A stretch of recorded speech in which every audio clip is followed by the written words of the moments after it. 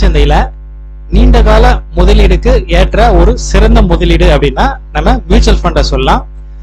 குறிப்பா mutual ஃபண்ட்ல SIP மூலியமா systematic investment plan சொல்லுவோம். மாசம் மாசம் ஒரு 100 ரூபாயில இருந்தே நம்மளால இன்வெஸ்ட் பண்ண முடியும், முதலீடு செய்ய முடியும். அப்படிப்பட்ட முதலீடு தான் பாத்தீங்கன்னாக்கா ஒரு லாங் டேர்ம் பண்ணும்போது குறைஞ்சபட்சம் ஒரு 7 இருந்து 10 வருஷத்துக்கு நம்ம முதலீடு செஞ்சுட்டு வந்தோம் அப்படின்னாக்கா பெரிய அளவுல நமக்கு ரிட்டர்ன்ஸ் இருக்கும். நாம செய்யக்கூடிய ட்ரேடிங்க்கு இன்ட்ராடே ஆகட்டும் இல்ல டெலிவரி பேசிஸ்ல ஆகட்டும் நமக்கு எவ்வளவு டாக்ஸ் புரோக்கரேஜ் வரும் அப்படின்றது நமக்கு தெரியும். மியூச்சுவல் ஃபண்ட் பொறுத்த வரைக்கும் பாத்தீங்கன்னாக்கா அதிகமா தெரிய வாய்ப்பு இல்லை. இப்போ மியூச்சுவல் ஃபண்டுக்கு நான் ஒரு அமௌண்ட் மாசம் மாசம் இன்வெஸ்ட் பண்ணிட்டு வரேன்.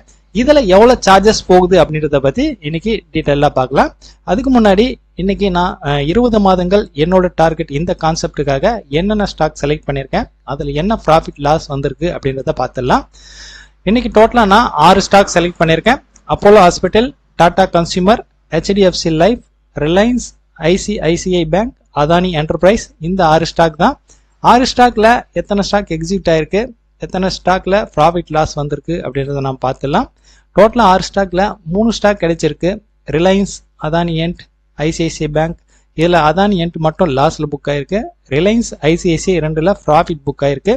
டோட்டலா இன்னைக்கு ஒரு 200 ரூபாய் ப்ராஃபிட் வருது. புரோக்கரேஜ் டாக்ஸ்க்கெல்லாம் சரியா போயிடும். இன்னைக்கு நோ கெயின் நோ லாஸ்ல முடியுது. ஆப்ஷன் ட்ரேடிங்ல இன்னைக்கு நான் என்ட்ரி எடுக்கல.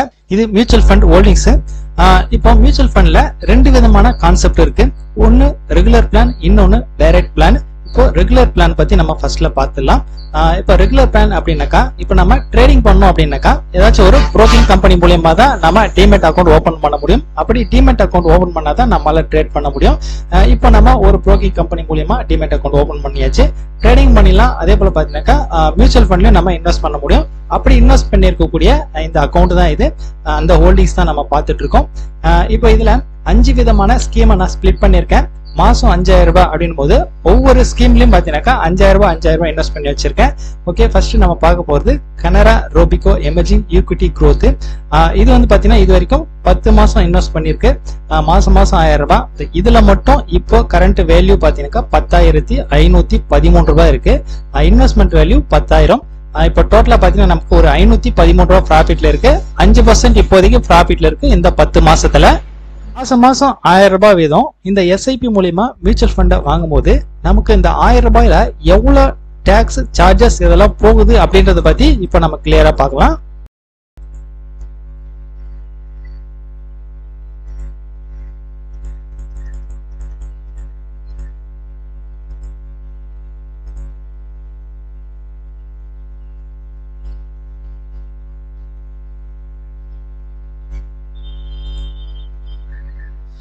ஆப்ல டெக்னிக்கல் ப்ராப்ளமா இருக்கு. ஓகே, இப்போ நம்ம மொபைல் ஆப்ல பார்க்கலாம்.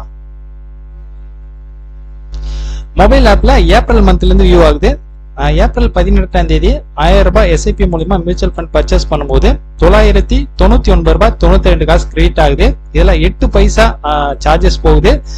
ஒவ்வொரு மாசமும் ஒரே மாதிரியான சார்ஜஸ் போல வேரியேஷன் வருது. நெக்ஸ்ட் மந்த் பாருங்க, மே மந்த் 999 ரூபாய் 97 காசு 3 பைசா தான் சார்ஜஸ் போயிருக்கு. நெக்ஸ்ட் ஜூன் மாசம் 17ஆம் தேதி 7 பைசா போயிருக்கு. நெக்ஸ்ட் ஜூலை 18ஆம் தேதி 1000 ரூபாய் 1 பைசா வந்திருக்கு. ஆக்சுவலா இதுல சார்ஜஸ் ஏதாச்சும் அதிகமா போயிருந்தது அப்படின்னாக்கா இது நெக்ஸ்ட் மந்த் நமக்கு கிரெடிட் ஆயிடுது. ஓகே, இப்படி பார்க்கும்போது நமக்கு ஆவரேஜா ஒரு 5 காசு தான், அதாவது 1000 ரூபாய்க்கு 5 காசு தான் சார்ஜஸே போகுது.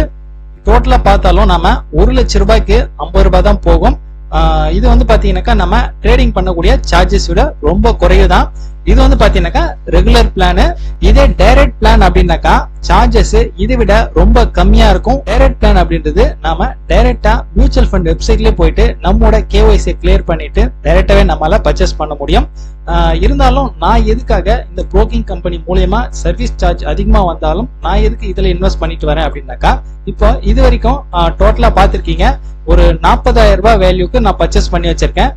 இந்த 40,000 ரூபாய் வேல்யூவை பேஸ் பண்ணி என்னால அதாவது பிளட்ஜிங் பண்ணி ட்ரேட் பண்ண முடியும்.